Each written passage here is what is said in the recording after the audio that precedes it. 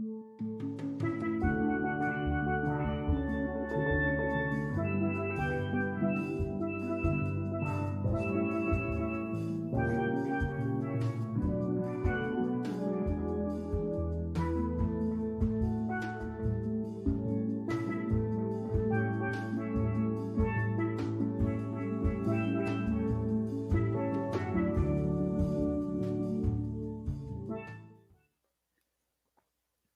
evening, everybody, or whatever time of day you're listening or watching to this. Welcome to Ask Glenn Anything. Hey, Glenn. Smile, you're on candid camera. You're not in the Dominican Republic this week, but I can't stand not having music to open the show. There's a little hole inside of you if Little there's no hole, music playing. a little hole inside. Yeah. So that being said, how you doing, bud? Pretty good, man. Excellent. So here's the deal, guys. If you have questions, type it in the comments and Glenn will answer it live. Don't feel comfortable asking publicly? Email Glenn at Get Glenn over Ambrose. Email Glenn at glennambrose.com and he will answer your question next week. All right, I have one question to start off. That's all you're allowed. Why? Hola, Sarah. That's all. You're only allowed one unless we finish that one. Then you're allowed another one. Okay. Why? Hi, Sarah. Why? Why? My first question, why? Why not? You're welcome. My second question, how dare you? No, okay. And people on Inside Timer are already writing mean comments about me. So what is something, while people filter in some questions, what was something that has been coming up for you this week with or in the past week, with clients? And like, it feels like there's usually an energy, like every time we talk and we're going to do a podcast or a bunch of podcast recordings, there's like a theme that keeps coming up over and over again with clients and friends and yourself. Like, what would you say has been jumping out at you recently? I think the theme for this week is, it kind of feels like it's full circle, like all the dysfunction and frustration and anger and hate and concern and all this stuff that's been going around, for millennia, but more precisely the last year. It just kind of seems like this week has really been for me, and I think it's a little bit more than just me. It's just kind of enough, man, enough. Let's just get to the solution. And the solution, it seems like the solution is really, one, simplifying. I think there's an individual and a collective, and of course they both blend into each other. But like individually, we just have to let go of whatever the hell's been scaring us and just be like, enough. I mean, if there's anything that like you need to do to protect yourself, I don't even like using that word, protect yourself, but technically, on a physical level, like wearing a mask or something, or signing a petition for something or whatever. I mean, if there's something on an action based level that you can take, you're probably aware of it by now, and you can do that. That's cool. Whatever, flips your skirt, doesn't matter. Like, yeah, I said it. So continue. So I mean, like, it's okay, do whatever you think is right. It's all right. Like, but I think we have to stop trying to protect ourselves emotionally from everything and one another. I think that's that's really the crux of everything. It's like we have to stop thinking we have to protect ourselves from one another. We don't. We're just fellow human beings along for this ride. We're actually all more united than we realize when it actually gets to something you care about. We all want love. We all want peace. And when we stop arguing and fighting and protecting and being defensive and just relax a little bit, we see that. And, I've been like, this is my down week with clients. So I've been like this lately, it's turned into my work on Glenn week. So I've been diving into spirituality personally. And, there is tons of people doing really good things. And there is lots of evidence, and there are lots of people that I know and that I don't know that are doing really good stuff. And I'd say we know probably 75% of what we need to know to change the entire world. Like from a technical perspective, we have the technology to do it. People have already researched ways of accomplishing it. We have it all there, and there's people moving towards solution in so many areas. And I think we have to get out of the fear of where we are and start creating where we're going. Because it's kind of like the so I'll expand on it a little bit, like with the manifesting mentality. That manifesting is not what everybody thinks it is, and the law of attraction is not what everybody thinks it is. It doesn't work the way everybody thinks it does. However, it is a law, and it does work. And part of, without getting into the inner workings of it, there is truth to what we believe comes into fruition. So that we do create our own destiny, that our own situations, our own future. And we're so caught up in the reality of where we are now that we're not creating anything different for the future.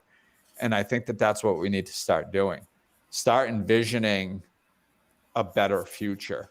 Start leaning in towards another future. Start Googling and searching things about people doing things to create a better future. One of the easiest ways to do that, no matter what level of spirituality you're at, is just look at, saving the planet. Just start looking at things. There is so much out there with people with good hearts that we can all be like, I don't know, we should, if you still think that we should be killing the planet, or that we're not killing it or something, you might not want to listen to my podcast, because you're not hearing anything that's said. I mean, we are, we're destroying the earth. We have been, and the gains that we're making now are literally useless. They are, the powers that be throwing a dog a bone to shut us up for 15 minutes. That's all it is. I mean, if we're going to die, if everybody's going to die in 100 years, let's say, we'll just throw a hypothetical number out there, and, we're destroying, we're destroying the earth at 100 miles an hour, and we have to get to 0 miles an hour or else we're going to die. And then all of a sudden we go, hey, everybody, we're doing 90. We're doing 90 miles an hour. You're welcome. Doesn't matter. Still going to die. So we have to make larger changes. It's not, so the little ones that we're making now aren't enough, but we have the technology and we have the capability to make large ones, and we have the numbers.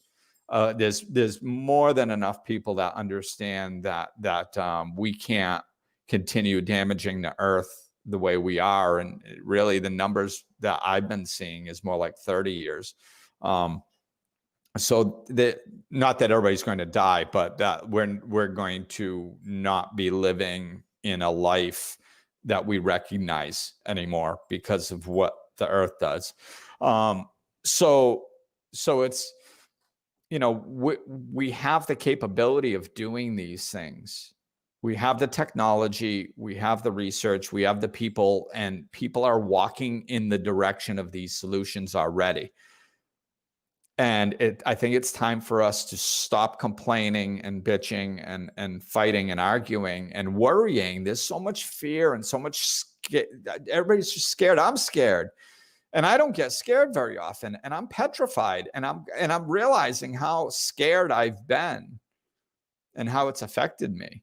And I noticed it when I started releasing it and going, like, it's time to let go of all this stuff. Like, we know how messed up it is, but that's really not even important. It's not important how messed up it is, because we all know that we have it, we got it messed up, got it. Now what? And I think it's the now what time. I know it is for me, and which really makes me feel better, because running, I try to help. Like, that's kind of how I'm wired. So this has been an exhausting year for me, because I'm, trying to help, and all I see is just fear and hatred and anger and dysfunction. And it's taken me over several times over this last year, and it's just been nice, because I've finally gotten to that point where it's like, and of course I always dabble towards solution. I always point towards the solution, but it's like 75% problem, how to look at that problem, and then 25% solution. And I think we have to, flip-flop that. If we have to spend 25% on the problem just to let everybody know what we're talking about, cool. But like, it doesn't have to be 3/4 of the conversation. It can just be like, hey, this is what we're talking about, and this is solution, and just anchoring into that. So I think that's the energy where I know that's the energy that I've been going this week, and it just feels like it's collective. It feels like we're finally there. Maybe we had to get the election behind us or something. I don't know, but it feels like we've experienced enough where, like, people are going to be ready to start just, yeah, it's all cray, man. What's the solution? How can I put just 5% of my energy a week or a month towards something that will make something better on some level, some way? Because that's all I have to spare. Okay, cool. That's enough. Like, we can do it with that. If everybody took 1 hour a week, even if everybody took, or just half the people on the planet took 1 hour a week to do something, it would actually make a gigantic impact. Because that would be that, how many hours of energy that would be that would be like a tidal wave, So that's my overview. All right.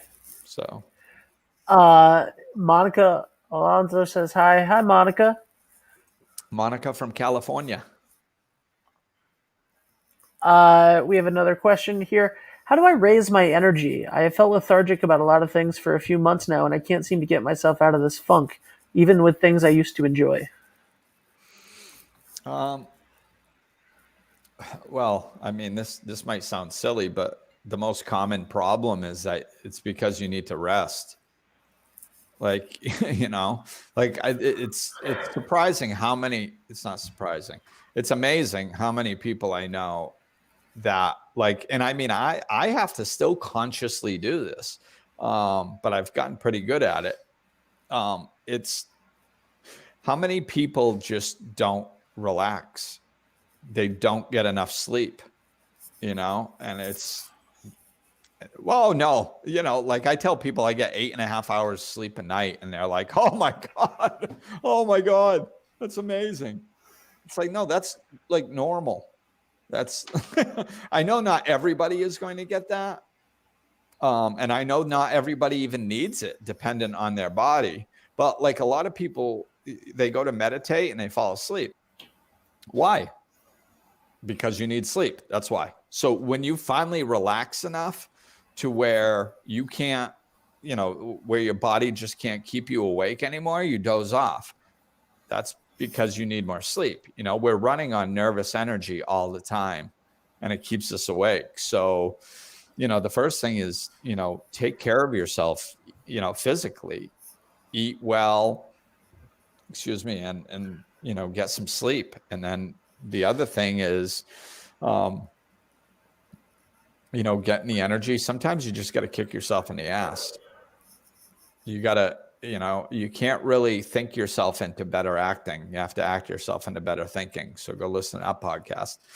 But, you just got to, you got to go like, oh, I don't feel like it. I don't feel like, if you just keep caving into that, then you'll never feel like it. You just got to push and go do sometimes. And remember I think the biggest thing, well, not the biggest thing, just the other piece is remember your why. Like, why are you doing it? It sounds, a lot of times we don't have any energy to do something because we don't give a crap about what we're doing.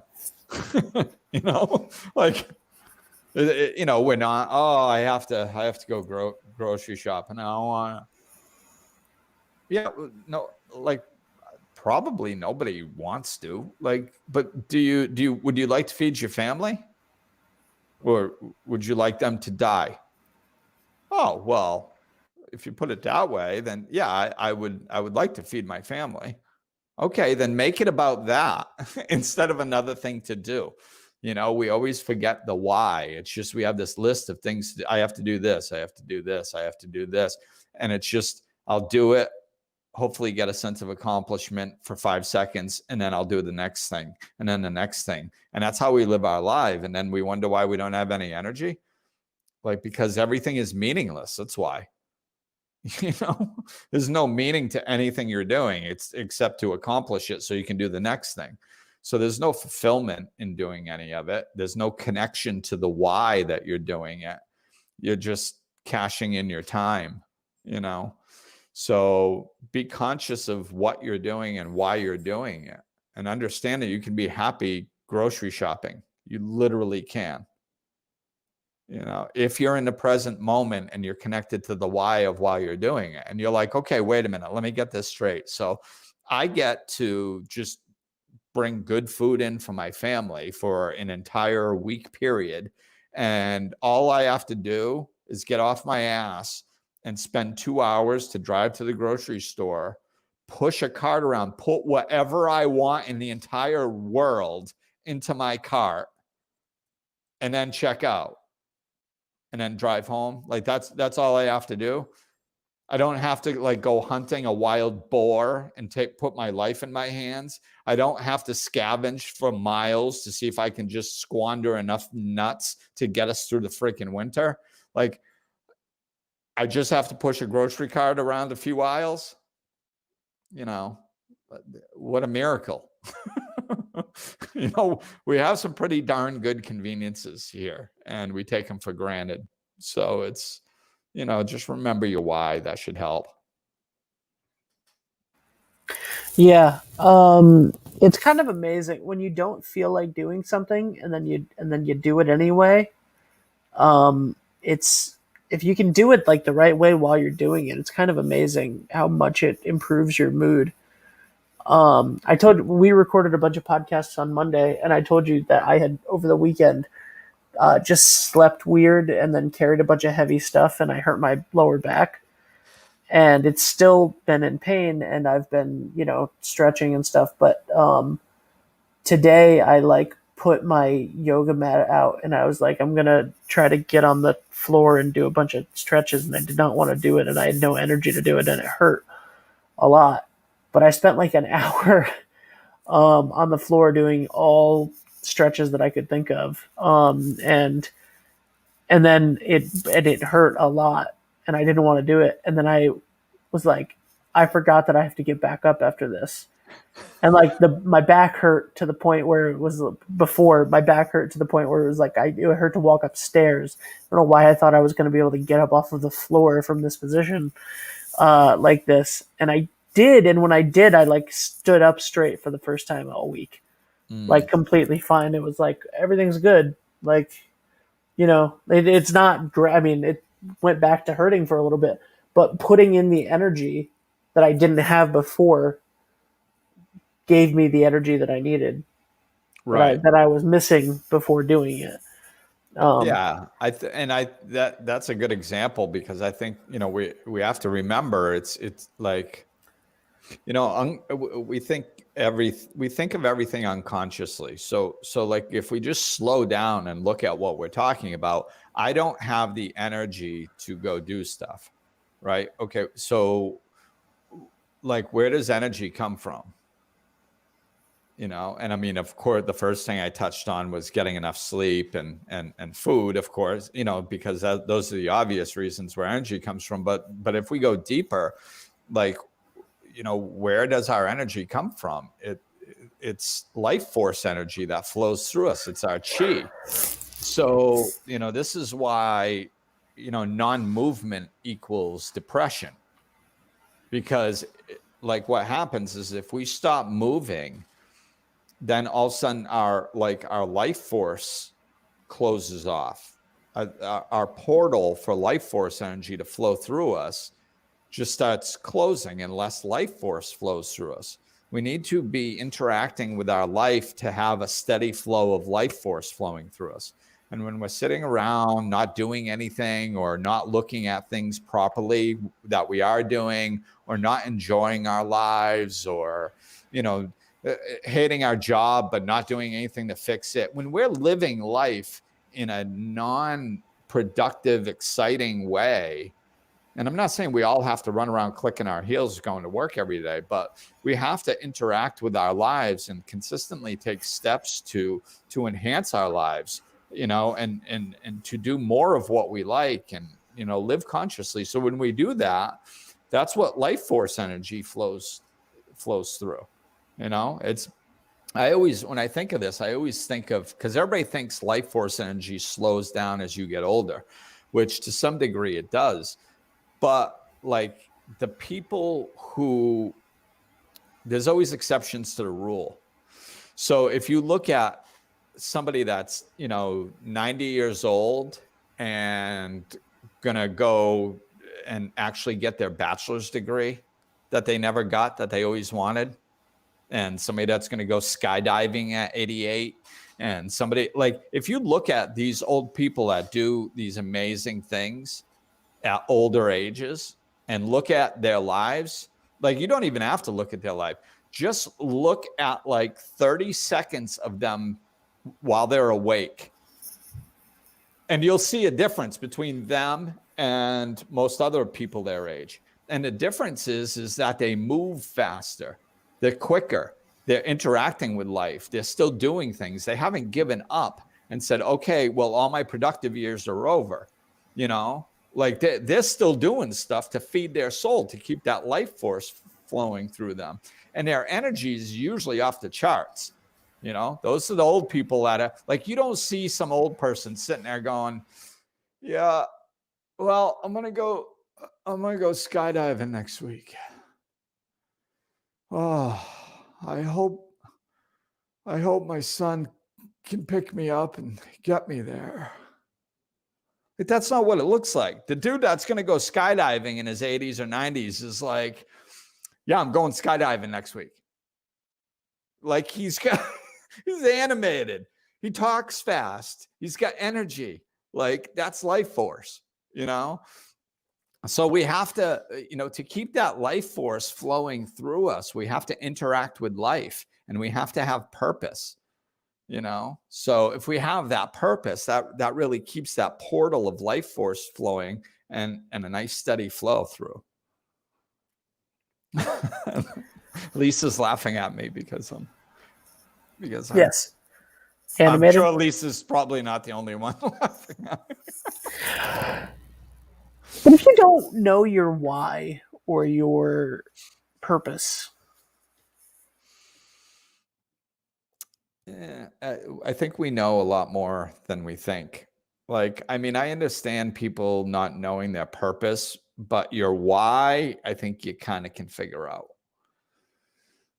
You know, Yep. In it's funny, in acting school they made us do this for, it was called objectives, right? And for every scene, no matter what the scene was, no matter how silly or dramatic or whatever the scene was, it could literally be like your character was walking into a giant scene and all you said was like, "Hi, do you have any bananas?"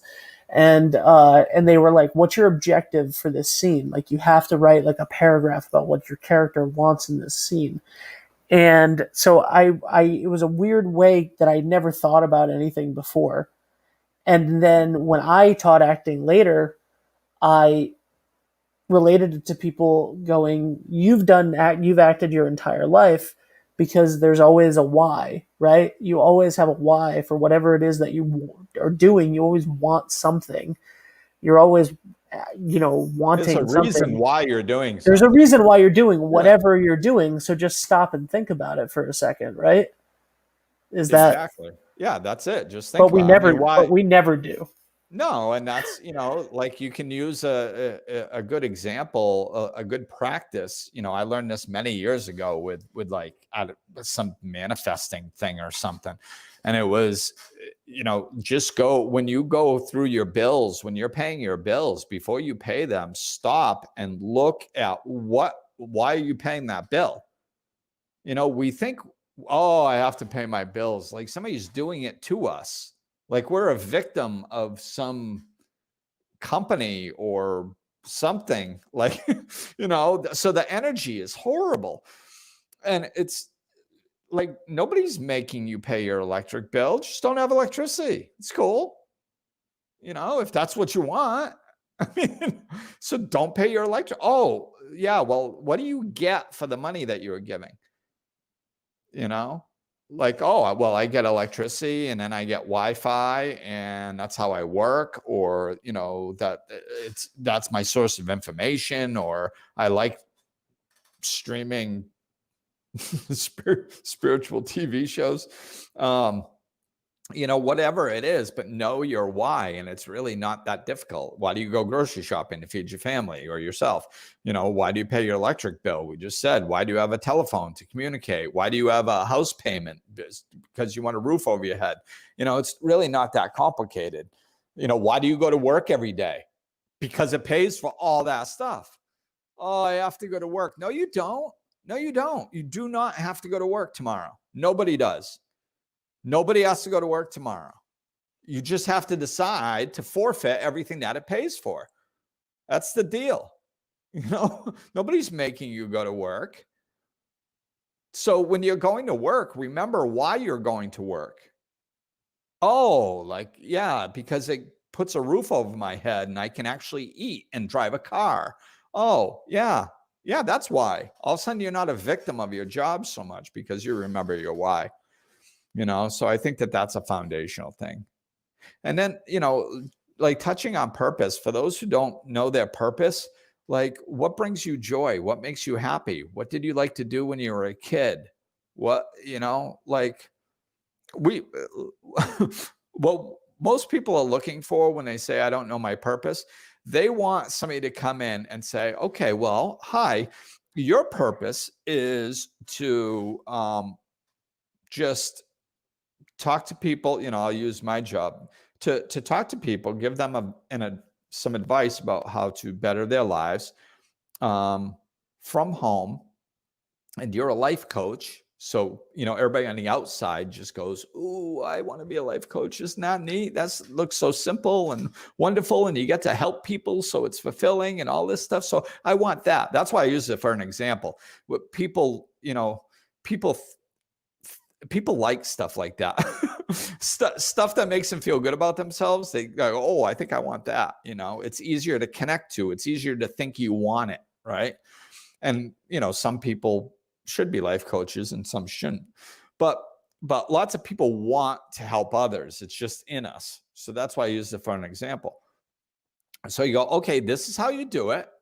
And like, I'll just, you just take a 2-week course and you get all your information, and then you'll quit your job and you'll have all the clients that your life will be wonderful from this point forward. So that's, and that's what people want. They don't want to work for it. They don't want to walk in the direction of it. They don't want to dabble with it before they become it. So that's what we have to keep in mind when you're looking for your purpose, and you just find stuff that you enjoy. Start doing it on the side.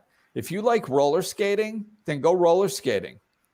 I don't know. I doubt it's going to lead to being a professional roller skater, but at least you're doing something that you enjoy. And maybe you'll meet somebody there that, like, the universe works through people and situations, but we have to be out there following our joy and following our bliss.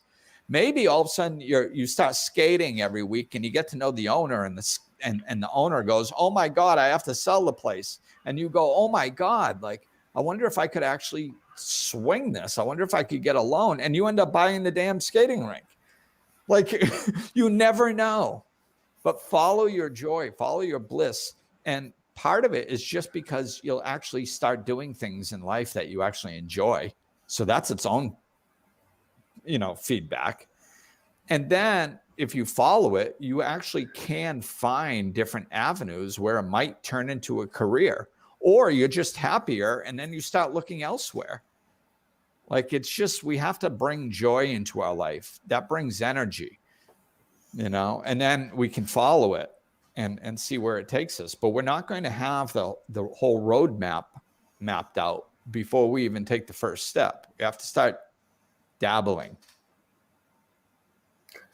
Lisa says, "I miss you, my friend." Yeah, she was my Rhode Island family. Little rude. I am here. I'm talking to you. Little rude. I'm kidding. Part of my Rhode Island family. I had a big Rhode Island family. I was there for 14 years. So, but I haven't been there for 2.5. All right, I'll come back. You didn't even notice that I left. I was trying to be dramatic. I didn't know what you were doing. Monica, like, maybe you had to sneeze. He'll be back in a minute. Monica had a question. Speaking of purpose, this trips me out. So many people seek help.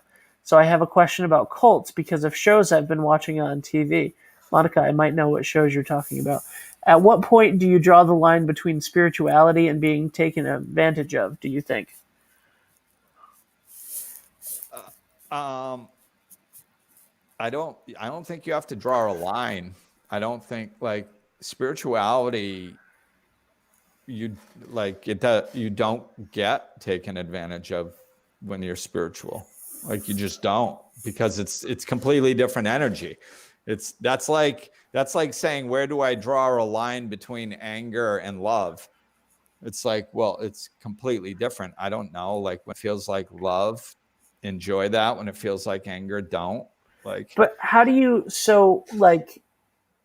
there's a show, right? I don't know if it's the show that she's talking about, but there's a show on HBO right now where they're following this cult, this organization that on the front of it, right? Like, when you watch the first couple of episodes and the guy who's the leader, the cult of personality, when he's talking about things, he says a lot of stuff that I'm like, I mean, like, the original stuff that he's saying, like, when you're coming to the meetings and whatever, and you're buying into the stuff, he says a lot of stuff that I'm like, that has some truth to it. That clearly, like, makes these people feel good. You know what I mean? Like, so there's this thing where people are looking for answers, and then they get, somebody who has something genuine on the outside, and then by the time they get taken advantage of,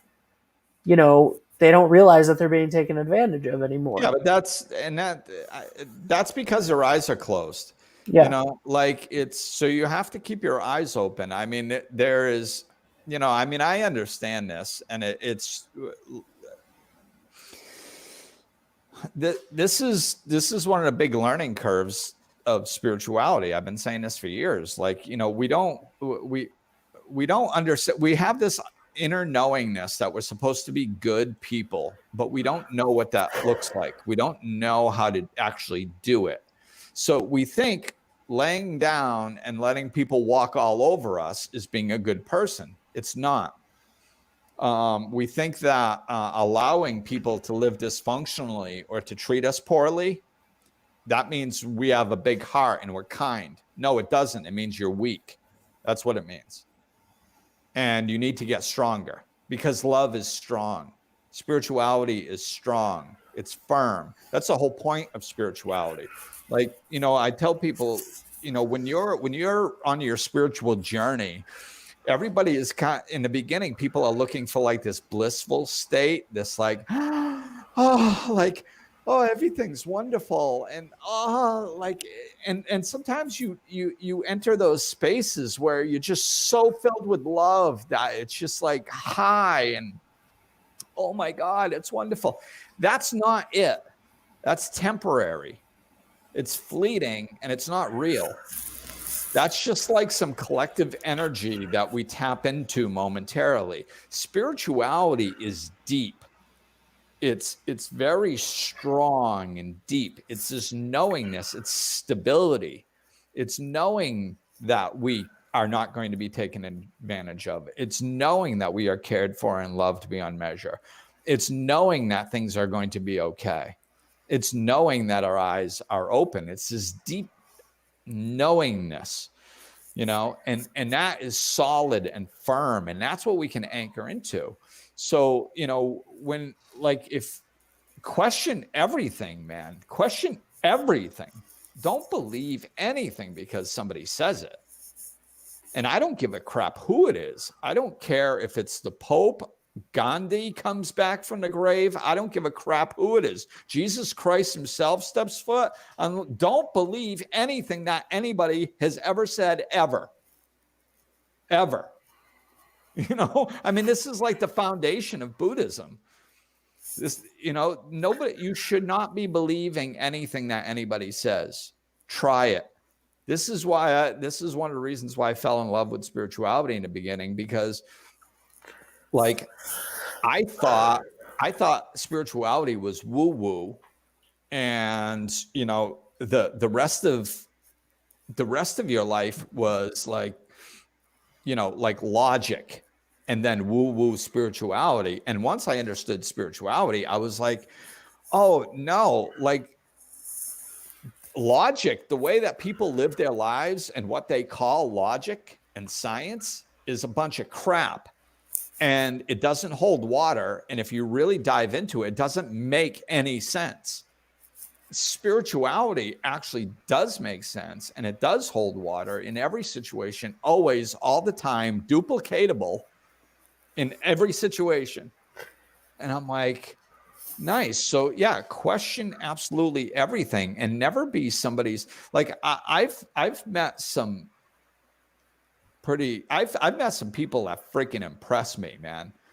Like with their spiritual knowledge. I've had my mind blown by people. But never have I ever given my autonomy over to them. We are supposed to be autonomous. We are supposed to be sovereign. We are responsible for our own space. So if Eckhart Tolle, and this has happened listening to his stuff, Michael Bernard Beckwith, Deepak Chopra, if any of them say something that doesn't resonate with me inside, I call bullshit. Just for the moment. Now, I don't run up and down and say they're wrong and start emailing them and trying to get in touch with them and attack them.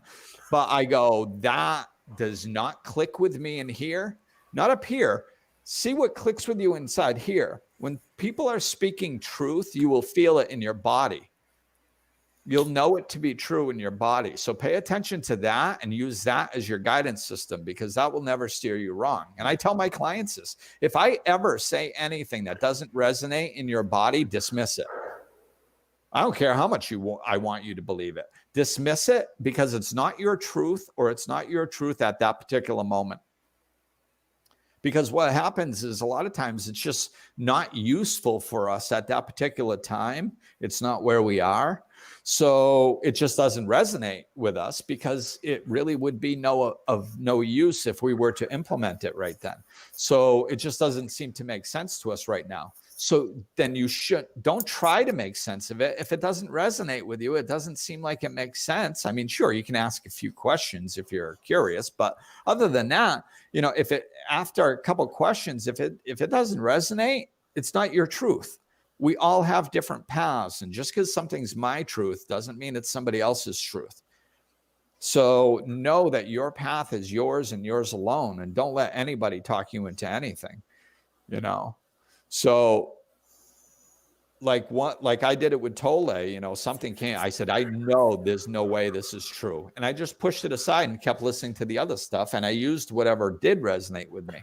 Then a year later, I was listening to his stuff again. And I went, oh my God, that was true. That was true. I just wasn't at a spiritual place where I could even comprehend it at that stage yet. So, so that's okay. It just wasn't my truth then. Then a year later, I came back and I was in a different spiritual place. And then it became part of my truth because I was ready and capable of comprehending it. But it doesn't matter. Like that, that little piece, I just said that for clarification purposes. It doesn't matter if it's not your truth ever, or if it's not your truth right now. Doesn't matter. It just means it's not your truth. So if something doesn't resonate with you, just slide it to the side and only do what resonates with you, and you'll never get steered wrong that way. I tell a lot of my clients, I'm going to try to help you on your path, because the only thing I know about your path is that it ain't my path. And if I teach you my path, then in sometime in the future, you're going to wake up and go, wait a minute, this is Glenn's path. It's not my path. And then you're going to have to start over and figure out where the heck your path is. And I don't want that for anybody. So, I teach my clients that if it's not resonating with you, then don't do it. I'll support you around what you don't do. Yeah. Yeah. Yeah. Yeah. So that 20-minute rant was summed up by question everything. Absolutely. All right. Well, that's it for this episode. If you had more questions, send them on over to Glenn at glennambrose.com. Glenn, this is always fun. Oh, I want to throw something out there too. What? Just because this is live, there is this great series going on right now. What is it? I don't know. What is it? I don't know. I know you don't know. Oh my God. So it's a 9-part series. Like there's a movie and then an 8-part, what's it called? An 8-part documentary series. Okay, I got it. It's timeofthesixthsun.com.